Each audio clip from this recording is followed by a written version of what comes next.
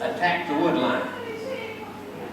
This all occurred afternoon, and we used smoke and artillery to get into the woods. We were quite surprised at the Germans attacking us this quickly.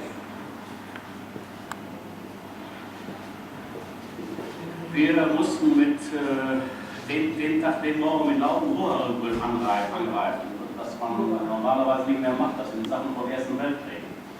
Und wir hatten uns in den Wald vorgekämpft und vor uns standen auf einmal plötzlich amerikanische Panzer. Vorher musste ich über ein freies Feld mit meinem Zug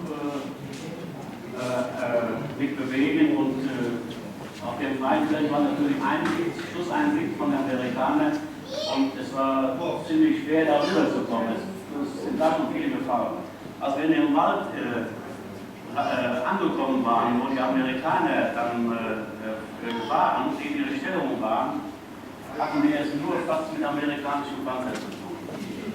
Das hohe Schreien, das war vorbei, das nützt auch nichts mehr. Wir hatten ja keine schwere Waffen. Ne? Wir waren wohl mit leichten Waffen gut ausgerüstet, aber keine schwere Waffen aus der Panzerfaust.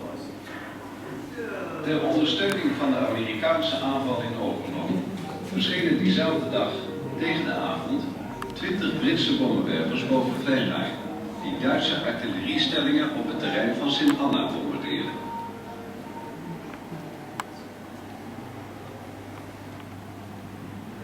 In Overloon golfde de strijd op en neer.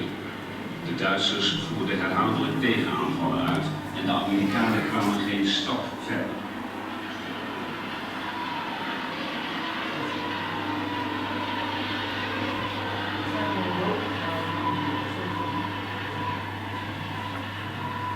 Und die Amerikaner haben nur angegriffen,